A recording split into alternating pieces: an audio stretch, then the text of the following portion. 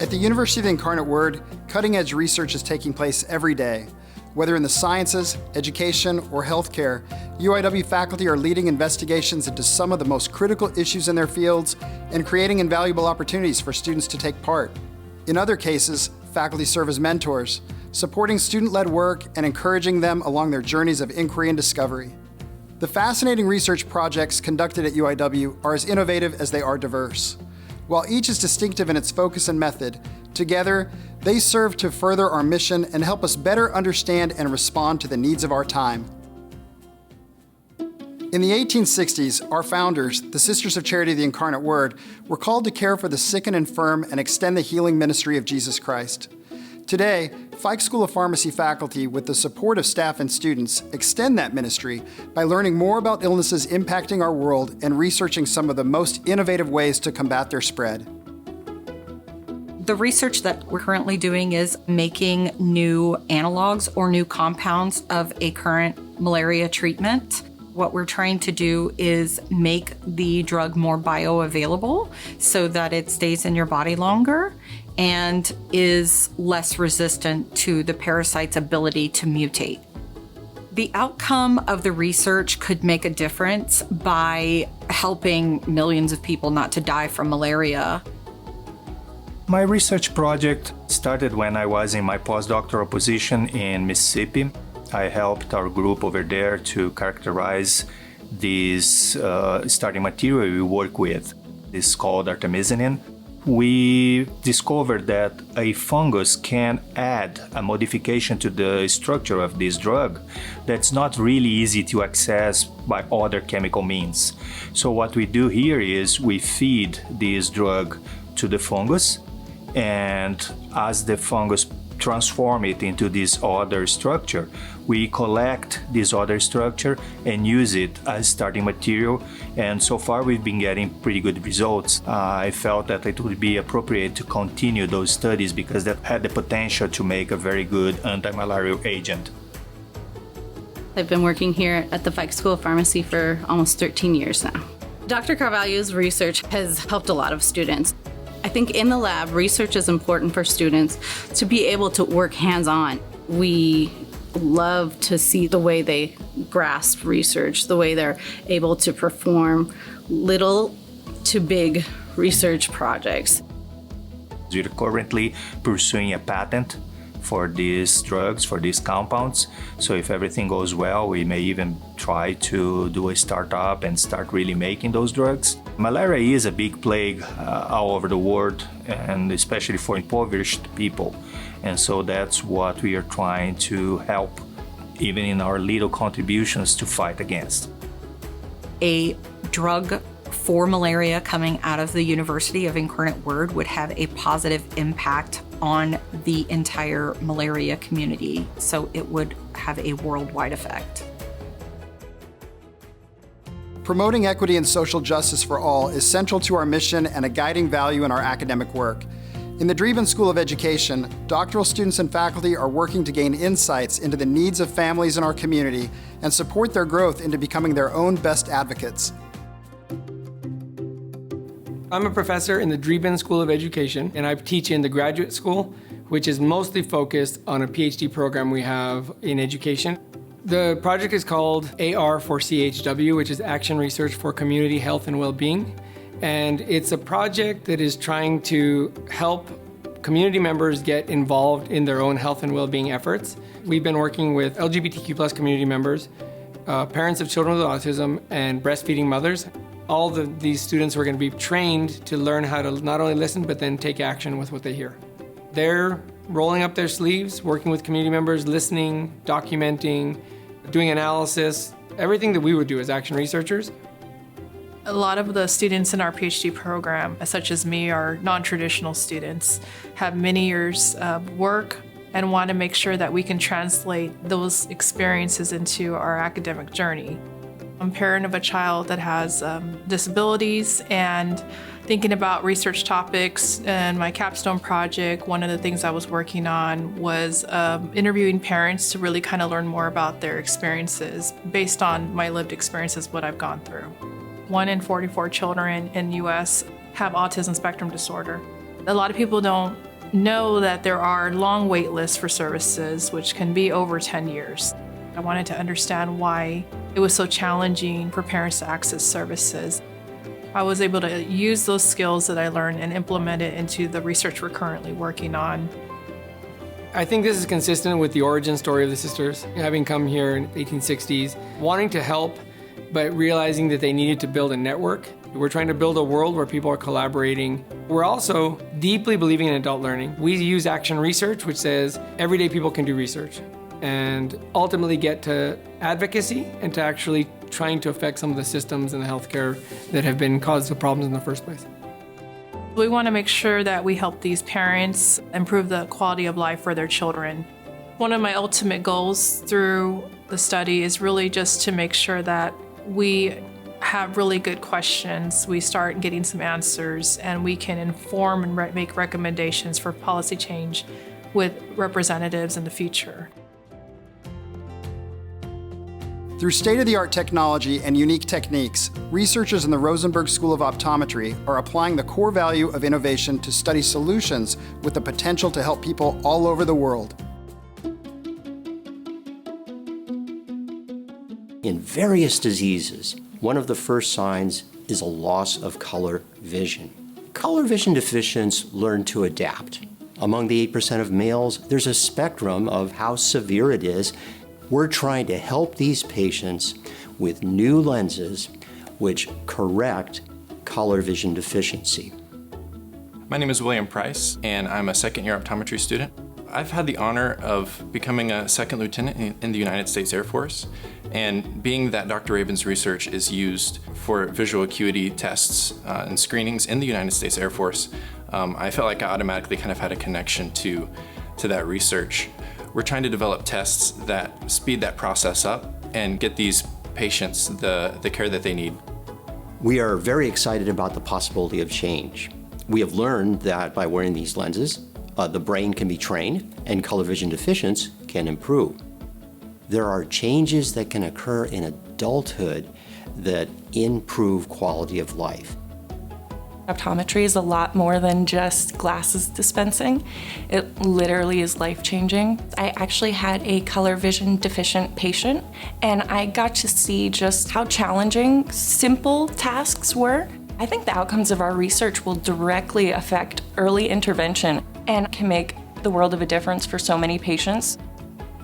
We are so fortunate to do this at the University of the Incarnate Word, and this is all predicated on the core values that inspire us, that we embody in everything we do. One of the things that makes me feel connected to this research is that it's helped me understand the importance of becoming a lifelong learner and doing research with doctors like Dr. Rabin, who have been in the Air Force and who have tests that are already being used in the Air Force. I feel like that will help me in my professional career in knowing what to expect. I love that this school is faith-based, but I also saw this program and I know that I want to do research in the future. And so getting to see how a researcher like Dr. Rabin gets to carry out things is amazing, because it gives me ideas of how I'm going to carry out my own research in the future, and I feel more prepared for the next years to come. As healthcare needs continue to grow and change, quality biomedical research is increasingly key in developing effective solutions. In the School of Mathematics, Science, and Engineering, faculty and students are conducting exciting research with the potential to yield life-altering discoveries and contribute to novel interventions. I'm Dr. Bridget Ford, Assistant Professor of Biology at the University of Incarnate Word.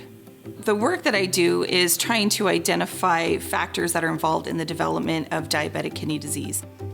What we're trying to do with our work is find out what is leading to that damage, what's regulating the steps in this process and the pathway, so that we could potentially find a new drug target to help prevent either the disease or even just prevent the progression of diabetic kidney disease.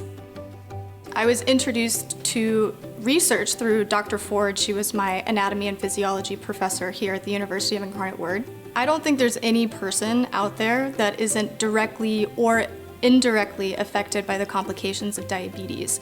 This research is really important in not only understanding the mechanisms, recognizing the mechanisms, but using the data that we find for future therapeutics. Finding new drug targets that would provide promising therapeutic interventions would really be a game changer for patients who have diabetic kidney disease. I know for many families, they have a close family member who has diabetes, and mine was definitely no exception to that. Once this damage starts to occur, it's roughly 2/3 of all patients who are on maintenance dialysis or who have end-stage kidney disease, it's due to diabetes. So the majority of patients who have kidney disease, diabetes is the root cause of that. If we're able to prevent the progression of the disease, we can prevent the development of end-stage renal failure, prevent the development of kidney failure, and I think that would be huge. I feel so grateful to be awarded the opportunity to not only work with Dr. Ford in our research, but also to be in San Antonio, which is a hub of these tremendous researchers, and really trying to collaborate and focus on this issue of diabetic kidney disease. I think about the founding sisters and how their central mission was to minister to the sick and to the poor, and the betterment of their charges and improvement of their health was really central to their focus. Students who take part in this research in the lab have an opportunity to be involved with something that they maybe would not have been otherwise.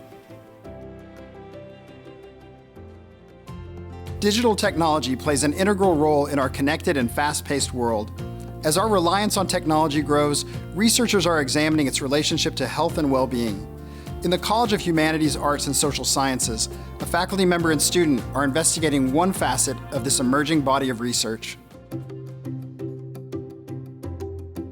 Studies that I do with undergraduate students, I allow them to brainstorm. I allow them to come up with their own questions to explore. That's the creativity of being able to do research, and they get great skills from this. There's a lot of research out there that looks at different questions as our technology keeps continuing to grow. And so this particular project is looking at nomophobia, which is a fear of being detached from your smartphone. So I allowed one of my students to start to create a question that would relate nomophobia with some other factor. There's a lot of research on nomophobia and sleep deprivation and mental health. I was interested in whether or not there was a correlation between nomophobia and overconsumption of alcohol or a substance abuse disorder. I feel this research is important because if we treat nomophobia more seriously, we'd be able to see how that correlates with other types of substance abuse, because it is a type of addiction, essentially. You're addicted to your phone. In our study that we conducted, we actually did not find a significant relationship between nomophobia and alcohol consumption. Some of that raised additional questions. We wanted to know perhaps why. Did we have a lower sample size? Did we have the diversity in the alcohol consumption surveys? So our plan is to continue conducting research on this year and continuing to ask the same types of questions, but add more to the questions that came up after the results of our prior study. Now, having done the research and wanting to continue it on, I really want to see what society can do for people with these addictions, for even just people like you and I who probably use our phones a little bit too much and probably have a fear of being without it. Our mission calls us to help care for God's creation, and this work takes many forms in the School of Mathematics, Science, and Engineering. Here, UIW biology faculty and students take part in research opportunities that dive into the natural world. The research in our lab has focused on regeneration in the nervous system, how organisms that are capable of regeneration can do so within the nervous system. And so trying to understand what mechanisms, proteins, genes, hormones that are being used by these organisms to not only repair the portion of the nervous system that is damaged, but also to recover function. not only are we helping the other labs researching this species, but we're also helping, hopefully, long-term in the medical field with maybe nervous system regeneration, especially for victims of like burns or paralysis. I am the co-director of an NSF-RU at the Marine Biological Laboratory, where I've been able to bring 4 students from UIW to join me in the summers. The program specifically targets underrepresentation in STEM, and so we are, as our goal, trying to increase diversity in STEM, and I think that spoke to me when I was asked to serve as the co-director. I got to learn about how to use the confocal microscope there and how to actually image those stem cells using the EDU. So there's that kind of experience where it's not only the resources that I had to get used to, but also like how to acquire those resources and how to kind of work in those conditions, which I feel like I could bring into my future professional work. Our mission has as one of its tenets the pursuit of truth. And scientific investigation is the pursuit of truth. And so I think in that regard, we work with that every day in the lab. Secondarily, I think that everything that we do in the lab is to support the student. And so the mission of the university spoke very clearly to me that we are here to provide students opportunities to succeed in their profession. And so I think that what I teach my students is how to be a professional, and that with their hard work, they can achieve the goals that they set for themselves.